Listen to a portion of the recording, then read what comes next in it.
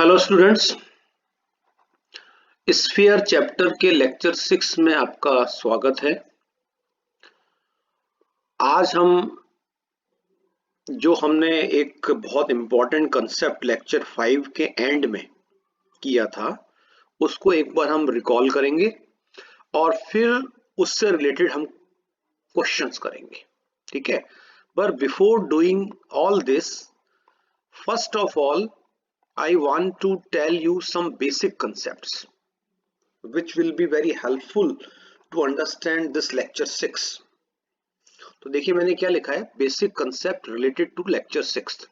यानी अगर हम ये बेसिक कंसेप्ट्स कर लेते हैं, देखिए 4 कंसेप्ट्स बातें मैंने यहाँ लिखी हैं, तो आपको ये लेक्चर समझने में आसानी रहेगी।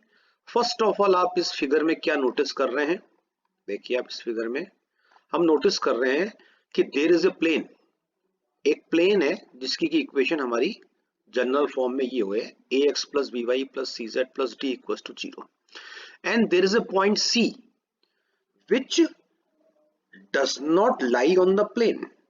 यानी ये जो पॉइंट है ये प्लेन पे लाई नहीं कर रहा है, तो फिर कहां लाई कर रहा है? Outside the plane. It may be here, it may be here, it may be here, it may be anywhere here. अब हमने क्या किया, हमने इस पॉइंट से इस प्लेन तक एक परपेंडिकुलर ड्रॉप किया। Okay, what is C N? N जो है इस परपेंडिकुलर का फुट है, जिसको अपन हिंदी में बोलते हैं पाद, लंब पाद। तो सी से हमने जब इस समतल पर एक लंब डाला तो ये जाकर इसको एन पे मिला। अब हमें क्या करना है, इस सी से लेकर एन तक की लंबाई याद करनी है, जिसको कि हम इंग्लिश में बोलते हैं foot, length of the foot, sorry length of the perpendicular from a point on the plane. ठीक है। अब यहाँ पर नोटिस करने की बात क्या है कि हमें सी एन दूरी ज्ञात करनी है, लेकिन हमें एन पॉइंट ज्ञात नहीं है। We do not know the coordinates of N, so without knowing the coordinates of N we have a formula which will tell us the length of Cn, and this formula is written here inside mod. Okay, अब इधर देखिए, this is the formula। इस फॉर्मूले में हमको आप क्या notice कर रहे हैं, ये मॉड के अंदर क्या लिखा हुआ दिख रहा है आपको, ax1 plus by1 plus cz1 plus d। तो फर्स्ट ऑफ ऑल आप इस एक्सप्रेशन को ध्यान से देखिए, फिर आप इधर देखिए, ये जो वापस से देखिए आप इधर ax plus by plus cz plus d, ये क्या है? ये इक्वेशन ऑफ द प्लेन है कि लेफ्ट हैंड साइड है। तो आपको क्या करना है, इस x y z की जगह ये पॉइंट x1 y1 z1 इसमें भरने हैं, फिल करने हैं। x की जगह x1, y की जगह y1, z की जगह z1, ऐसा करके ये जो एक्सप्रेशन बनेगी वो आपको यहां दिख रही है इनसाइड मॉड न्यूमरेटर में। और नीचे आपको क्या दिख रहा है, under root A square plus B square plus C square, A square plus B square plus C square. कैसे आएगा? यहाँ पर जो एक्स वाई जेड के आगे कोफिशिएंट्स लिखे हैं, जैसे मान लीजिए यहाँ पर ए की जगह लिखा है 1, बी की जगह लिखा है -2, सी की जगह लिखा है 2, तो आप 1 - 2 2 के स्क्वायर्स का जोड़ यहाँ लिखेंगे और उसका वर्गमूल लिखेंगे। ठीक है। और फिर ये पूरे के ऊपर मॉड लगा होने का मतलब क्या है कि मान लीजिए ये जो वैल्यू है which is inside the mod, अगर इन केस ये वैल्यू नेगेटिव आती है, इसकी पूरे की वैल्यू, तो आप उस नेगेटिव साइन को प्लस कर देंगे। मॉड क्या करता है, नेगेटिव साइन को प्लस कर देता है। फिर आप देखिए आगे, आपको सेकंड डायग्राम में आपको एक स्ट्रेट लाइन दिख रही है। Okay, this is the straight line, straight line in 3D। और इस स्ट्रेट लाइन पर आपको एक पॉइंट जो इस लाइन पे स्थित है, x1 y1 z1 इसके निर्देशांक मैंने माने हैं। तो अब यहाँ पर मैं आपको एक फॉर्मूला रिकॉल करा रहा हूँ, ये सब कंसेप्ट्स आपके 12th के हैं। ये फॉर्मूला मैं आपको रिवाइज करवा रहा हूँ, इसको हम कहते हैं equation of A line in symmetric form. ये रेड कलर में आपको दिख रहा है और इसके आगे एरो करके ये फॉर्मूला लिखा है। इस फॉर्मूले में आपको इस लाइन की समीकरण लिखने का तरीका समझाया गया है। देखिए आप क्या करना है, आपको 3 अनुपात बनाने हैं, 3 रेशो लिखने हैं, ऊपर x minus y minus z minus करके वो point, the coordinate of that point which we know on the line, यानी लाइन पर हमें अगर एक भी बिंदु के निर्देशांक पता है तो वो निर्देशांक एक्स वाई जेड से माइनस हो जाएंगे। अब किसी केस में हो सकता है इसी लाइन पे हमको मोर देन 1 पॉइंट के निर्देशांक पता हो, तो उस केस में आप किसी भी एक पॉइंट के निर्देशांक यहाँ माइनस कर सकते हैं, क्योंकि x1 y1 z1 का मतलब है coordinate of any point on the line. फिर आप देखिए नीचे क्या लिखा है LMN, इन तीनों अनुपातों के हर में क्या लिखा है LMN। फिर मैंने या करके लिखा है ABC, यानी या तो यहाँ पर एक्चुअली 3 नंबर्स होंगे। अब आप कहोगे साहब नंबर्स को हम LMN से पुकारे या ABC से पुकारे, ये इस बात पर डिपेंड करता है कि ये जो नंबर्स हैं ये इस लाइन के क्या हैं। मतलब इन 3 नंबर्स का इस लाइन से बहुत गहरा लेना देना है। अगर ये 3 नंबर्स इस लाइन के द्विकोज्याय हैं, देखिए क्या लिखा मैंने यहाँ पर हाईलाइटेड में, जहां LMN रेखा की द्विकोज्याय है तब तो हम उनको LMN से डिनोट करते हैं। हालांकि क्वेश्चन में एग्जांपल में तो आपको ये नंबर लिखे हुए मिलेंगे, है ना वो या तो LMN होंगे या ABC होंगे। चलिए मैं आपको बता देता हूं कि अगर आपको पता करना हो कि वो LMN है कि ABC है तो उसका तरीका क्या है, आप इन तीनों नंबर्स का स्क्वायर करके इनको ऐड कीजिए। ठीक है, जैसे मान लें यहाँ लिखा है 2, यहाँ लिखा है 3, यहाँ लिखा है 4 तो अब आपको पता करना है कि LMN है कि ABC है ना। पहले ABC की बात कर लेते हैं कि LMN तो होते हैं रेखा के द्विकोज्याय और ABC को बोलते हैं रेखा के द्विक अनुपात। ठीक है तो अगर ये 3 नंबर, जैसे मैंने आपको एग्जांपल दिया 2, 3, 4, तो इनका स्क्वायर कीजिए आप। अगर इनके सम ऑफ द स्क्वायर अगर 1 आ रहा है, ठीक है ना, तब तो ये नंबर है ABC। और अगर इनके स्क्वायर का सम अगर इनके स्क्वायर का सम 1 आ रहा है तब तो ये नंबर है LMN यानी द्विकोज्याय। और अगर इनके स्क्वायर का सम 1 नहीं आ रहा है तब ये नंबर्स हैं डायरेक्शन रेशियोज या द्विक अनुपात। जैसे अभी मैंने आपको एग्जांपल दिया 2, 3, 4, तो इनका स्क्वायर का सम 1 नहीं आता है, देन दीज आर ABC। ठीक है, फिर देखिए मैंने एक बहुत इंपॉर्टेंट बात और लिखी है, any point on the line. अब ये इसका मतलब क्या है कि एक पॉइंट तो हम इस लाइन पे देखिए जानते हैं P, या लाइन के चित्र पे देखिए आप। इसके अलावा अगर हम इस लाइन पर और कितने पॉइंट्स हैं, किसी भी लाइन पर इनफाइनाइट पॉइंट्स होते हैं, तो अगर उनमें से किसी भी दूसरे पॉइंट के निर्देशांक x1 y1 z1 के रूप में लिखने का तरीका हम यहां समझ रहे हैं। इसके लिए आपको क्या करना पड़ता है ये जो आपको लाइन की इक्वेशन है, देखिए लाइन की इक्वेशन पे फोकस कीजिए, इसके आगे लिखा है इज इक्वल टू k। तो ये क्या किया मैंने चूंकि I have 3 ratios equal, तो I have taken the common value of the 3 ratios to be k, suppose। अब आप मैंने क्या किया, इसके बाद देखिए, इसके बाद मैंने इस रेशियो से x minus x1 upon L is equal to k, यानी x minus x1 upon L k के इक्वल है, y minus y1 upon m भी k के इक्वल है, और z minus z1 upon n भी k के इक्वल है। तो अगर मैं x minus x1 upon L is equal to k लेकर मैं x की वैल्यू फाइंड करूं, तो x की वैल्यू क्या आएगी बताइए, ये L इधर मल्टीप्लाई हो जाएगा क्रॉस में, x1 उधर ट्रांसफर हो जाएगा, तो I will get x equals to x1 plus LK। Similarly यही काम मैं अगर y वाले रेशियो को और z वाले रेशियो को लेकर करूं, तो I will gate y1 plus mk और z1 प्लस nk। तो इस तरीके से जो x y z की वैल्यूज मुझे यहां से मिली, उनको जब मैंने ब्रैकेट में लिखा तो ये एक निर्देशांक तैयार हो गया।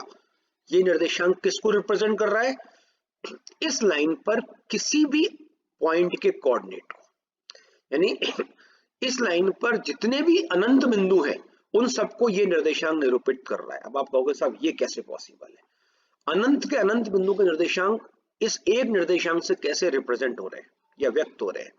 तो आप देखिए ध्यान से, इस निर्देशांक में जो k है ना वो वेरिएबल है, यानी जैसे जैसे आप k की वैल्यू चेंज करोगे, अब आप k की कौन सी वैल्यू लोगे, any real value, any positive real और नेगेटिव रियल वैल्यू। तो आप जानते हैं रियल वैल्यूज जो है वो गिनती में अनंत होती हैं।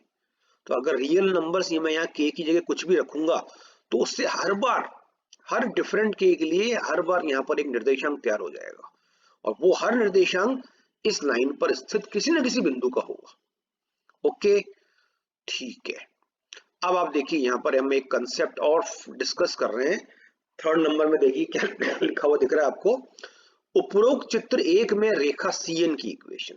तो हम चित्र 1 में चलते हैं। देखिए अब ये चित्र 1, तो इस चित्र में ऐसा आपको इस लेक्चर 1 में पाला पड़ेगा कि आपको एक समतल की इक्वेशन पता होगी।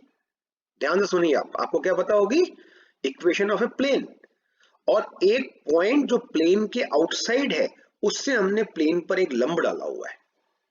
तब आपको इस लंब की समीकरण लिखनी होगी। ये लंब कौन है, एक्चुअली ये एक लंब रेखा है।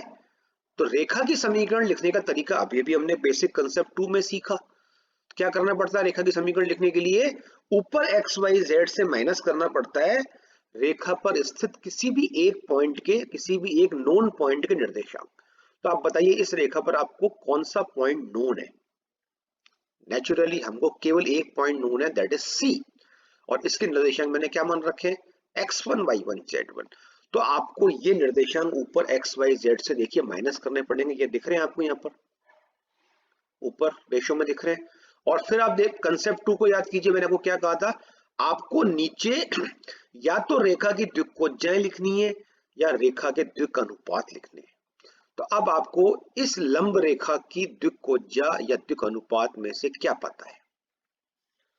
तो आपको यहाँ पर एक कंसेप्ट रिकॉल करना पड़ेगा जो कि मैंने आपको अपने प्रीवियस लेक्चर में सिखाया है और आप 12th में भी इसको पढ़ चुके हैं कि अगर कोई रेखा किसी समतल पर लंब है तो उस रेखा के द्विक अनुपात, ध्यान से सुनिएगा, उस रेखा के द्विक अनुपात हमको समतल देता है। हाउ, कैसे, समतल की इक्वेशन में यहां जो एक्स वाई जेड के गुणांक हैं यानी जो वैल्यूज ऑफ एबीसी हैं वो इस लंब रेखा के द्विक अनुपात होते हैं। Very very very important concept जो कि मैंने यहां ब्रैकेट में भी लिखा है। देखिए आप इधर क्या लिखा है, coefficients of x y z in the equation of any plane are the direction ratios, D point R, S का मतलब डायरेक्शन रेशियोज यानी हिंदी में द्विक अनुपात of the normal to the plane. ठीक है, इसलिए यहां पर मैंने एबीसी लिख दिए जो कि समतल की इक्वेशन से आए हैं। तो आई होप ये आपको समझ में आया होगा। फिर आप देखिए ये जो 3 कंसेप्ट हमने ऊपर डिस्कस किए ये एक्चुअली हमने इस फोर्थ वाले को समझने के लिए किए, यानी सब चीजें आपस में इंटर रिलेटेड है। इस फोर्थ वाले यहाँ पर आपको एक फिगर दिख रहा है, इस फिगर को ध्यान से आप विजुअलाइज कीजिए। 3D फिगर है ये। यहाँ पर एक प्लेन है, इसको आप स्पेस में अज्यूम कीजिए कि ऐसा एक प्लेन है, ठीक है, और इसको एक लाइन इंटरसेक्ट कर रही है। देखिए अब ये लाइन यहाँ से इधर से आ रही है और ये इसको काटती हुई आगे जा रही है। तो ये लाइन इसको कितने पॉइंट में इंटरसेक्ट करेगी, इसको आप विजुअलाइज कीजिए। कोई भी लाइन एक प्लेन को एक ही पॉइंट पे इंटरसेक्ट करती है। यहाँ आपको लग रहा होगा ये मोर देन 1 पॉइंट नहीं है, ये पोर्शन तो लाइन का प्लेन के एक और का है और ये डॉटेड पोर्शन लाइन के दूसरी ओर का है। तो ये लाइन तो प्लेन को केवल एक पॉइंट पे मिल रही है या काट रही है, क्यू पॉइंट पे। तो हमको अब इस क्यू पॉइंट के कोऑर्डिनेट फाइंड करने हैं, यानी we want to find the coordinates of the point of intersection of a given line and a given plane. तो देखिए लाइन की इक्वेशन मैंने यहाँ पर इस तरह से अज्यूम की है। ऊपर अभी मैंने आपको समझाई लाइन की इक्वेशन सेकंड पॉइंट में, वहां पर मैंने यहाँ पर LMN या ABC लिखा था। अब यहाँ पर जानबूझ के मैंने FGH लिख दिया है। अब आप कहोगे साहब ऐसा क्यों किया आपने, अभी थोड़ी देर में ही बदलाव क्यों कर दिया। देखिए LMN तो मैंने जानबूझ के नहीं लिखा क्योंकि जरूरी नहीं है कि हमको यहाँ पर लाइन में LMN दी हुए हों। LMN मतलब डायरेक्शन रेशियोज। फिर ABC क्यों नहीं लिखा यहाँ पर मैंने, क्योंकि ABC मैंने इसलिए नहीं लिखा क्योंकि ABC यहाँ पर मैं इक्वेशन ऑफ प्लेन में यूज कर रहा हूँ। तो फिर अगर मैं यहाँ भी ABC लिखता ये भी ABC तो फिर वो मामला गड़बड़ या गलत हो जाता। तो इसलिए मैंने FGS लिखा। आपको तो ये याद रखना है कि these are the any 3 numbers, बस। अब इनको हम LMN से पुकारें, ABC से पुकारें, FGS से पुकारें, PQR से पुकारें, दैट डजंट मैटर। अब now the procedure to find point Q is, हम इस लाइन की इक्वेशन को के रेशियोज को इज इक्वल टू K कर देंगे। फिर हम ये पॉइंट फाइंड करेंगे। देखिए अब x1 प्लस कैसे करते हैं ये मैंने अभी आपको सिखाया था। इस रेशियो को मैं K की इक्वल कर दूंगा, x की वैल्यू फाइंड कर लूंगा, फिर इसको y और z की वैल्यू फाइंड कर दूंगा, तो ये पॉइंट क्या रिप्रेजेंट करेगा? ये पॉइंट इस लाइन पर किसी भी पॉइंट के कोऑर्डिनेट को रिप्रेजेंट करेगा। तो अब मेरा तर्क ये होगा कि यदि ये पॉइंट Q हो तो, क्योंकि Q is also one point on the line and it is also the point of intersection of line and plane. अब Q अगर ये पॉइंट है तो ये पॉइंट प्लेन पर भी स्थित होगा, क्योंकि तभी तो पॉइंट ऑफ इंटरसेक्शन बनेगा भाई। तो अगर ये पॉइंट इस प्लेन की इक्वेशन पे लाई कर रहा है या प्लेन पे लाई कर रहा है, तो ये पॉइंट प्लेन की इक्वेशन को संतुष्ट करेगा। ये मैंने सब यहाँ लिख दिया है। तो अब आपको सॉरी करना क्या है, इस पॉइंट के निर्देशांक को उठाकर प्लेन की इक्वेशन में भर देना है। इसको फिर सॉल्व करके आपको एक k का मान मिल जाएगा, k का मान। वो k का मान जैसे ही आप इसके अंदर फिल कर दोगे तो ये पॉइंट बन जाएगा पॉइंट Q, और ये मुझे फाइंड करना है। तो आई होप ये सारी बातें आपको समझ में आई होगी। दोबारा से आप इसको एक बार देख के दोबारा इस पूरे लेक्चर को सुनना आप। अब देखिए फटाफट अपन यहाँ आते हैं इस क्वेश्चन पे। इस क्वेश्चन में आपको एक स्फीयर गिवन है S, this is a sphere, और इस स्फीयर को एक प्लेन कट कर रहा है P, जिसको तो मैंने रेड कलर की इंक से शो किया है। इसको आप विजुअलाइज कीजिए just like a knife is cutting a fruit। ये मैंने आपको लास्ट लेक्चर में समझाया है, ठीक है। तो this is a fruit and this is the plain portion of knife। तो जब एक नाइफ एक फ्रूट को काटता है तो उस फ्रूट की बाउंड्री पे जो सेक्शन बनता है, सेक्शन, मैंने यहाँ क्या लिखा है, section is shown by blue dotted.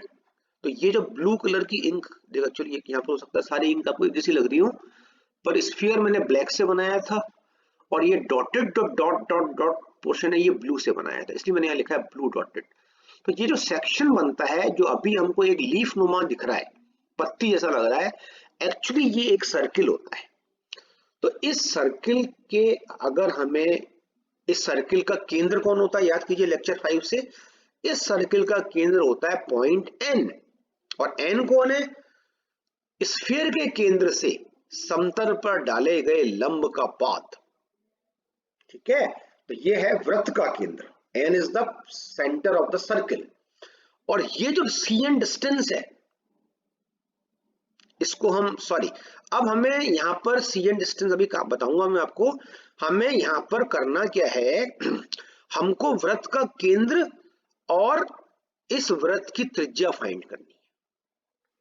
तो पहले तो आप देखिए रेडियस ऑफ द सर्किल का फॉर्मूला जो मैंने आपको लास्ट टर्न पे बताया था, उसको मैंने यहाँ वापस लिखा है। देखिए अब इधर रेडियस इज, तो ये रेडियस एक्चुअली सर्किल की है। तो इसका फॉर्मूला क्या होता है, √r² माइनस p²। इसमें r तो होता है रेडियस ऑफ द स्फीयर, ठीक है, और p होता है length of the perpendicular from C on the plane, ठीक है। तो ये I have already told you. तो अब आपको P को फिर से एक बार रिकॉल कर लीजिए। P किसकी लेंथ है, CN की। देखिए यहाँ चित्र में CN, और CN कौन है, length of the perpendicular from centre of the sphere C on the plane.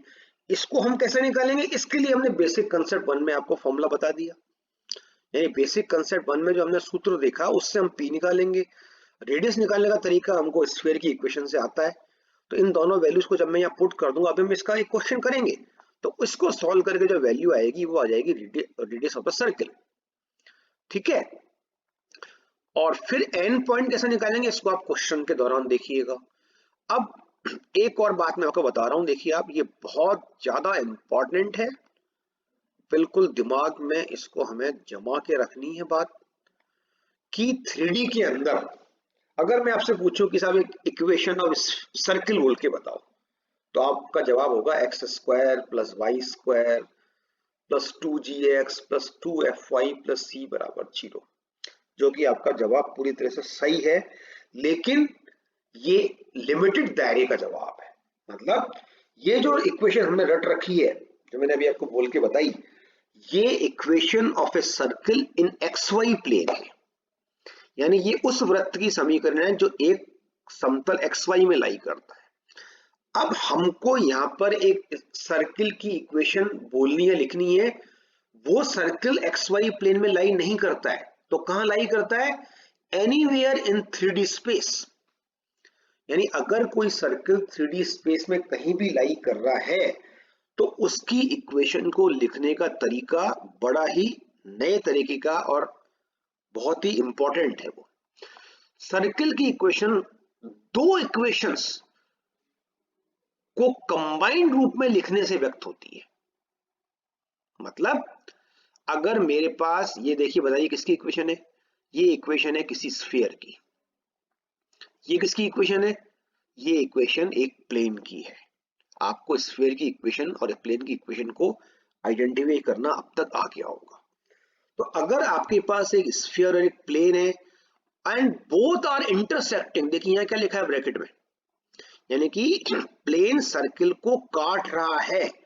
तो अभी अभी हमने ऊपर क्या सीखा भाइयों? यही तो सीखा कि अगर एक स्फीयर को एक प्लेन काट रहा है तो उनके काटने से क्या बनता है? Section, and that section is a circle. मतलब कुल मिला के निचोड़ ये निकला कि अगर एक गोला और एक समतल की इक्वेशन दोनों लिखी है और दोनों इंटरसेक्टिंग है, तो उन दोनों की इक्वेशन अलग अलग, तो मैं आपसे पूछूं ये इक्वेशन नंबर 1 किसकी, तो आप कहोगे गोले की है। आप गोले को विजुलाइज करो 3D में। मैं आपको पूछूं ये 2 की किसकी इक्वेशन, आप कहोगे समतल की है। लेकिन जब ये दोनों मिलकर किसकी हैं, तो आप विजुलाइज करो कि इस गोले को ये समतल काट रहा है और इनके काटने से स्फीयर की बाउंड्री पर एक वृत्त बन रहा है। वो वृत्त पूरी तरह से समतल पर भी बैठा हुआ है। तो कुल मिला के निचोड़ ये निकला कि अगर एक स्फीयर और एक समतल की, एस मतलब स्फीयर, पी मतलब प्लेन, दोनों की इक्वेशन, इनका दोनों का जो जीरो था ना कॉमन, वो मैंने बीच में लिख दिया। अगर दोनों की इक्वेशन कंबाइंड वे में लिखिए या ऐसे लिखिए ऊपर नीचे करके, तो this equation represents a circle. ठीक है। तो अब चूंकि लेक्चर हमारा लंबा हो गया है, तो अब हम ये जो क्वेश्चन हम नेक्स्ट उसमें करेंगे, इसमें वैसे आप इसको खुद भी ट्राई कर सकते हो, कंसेप्ट के तरीके मैंने आपको ऊपर बता दिए हैं। इसमें देखिए आपको सेंटर एंड रेडियस फाइंड करनी है ऑफ द फॉलोइंग सर्किल। तो मैं आपको केवल एक बात बताकर इस लेक्चर को फिनिश करता हूं कि यहाँ पर आप दो इक्वेशंस साथ साथ लिख ही पा रहे हैं। एक इक्वेशन आप देखिए स्फीयर की है, एक इक्वेशन प्लेन की है। ठीक है। तो अगर दो इक्वेशन साथ साथ लिखी होती है तो इसका 100% एक ही मतलब होता है कि ये दोनों इंटरसेक्टिंग है और हम इनके इंटरसेक्शन से बनने वाले सर्किल की बात कर रहे हैं। इसलिए इसने कहा ऑफ द फॉलोइंग सर्किल। तो सर्किल कौन है? ये दो इक्वेशन से मिलकर बना सर्किल। तो इसका हमें सेंटर और स्फीयर फाइंड करना है। This we will do in next lecture. Okay, thank you very much.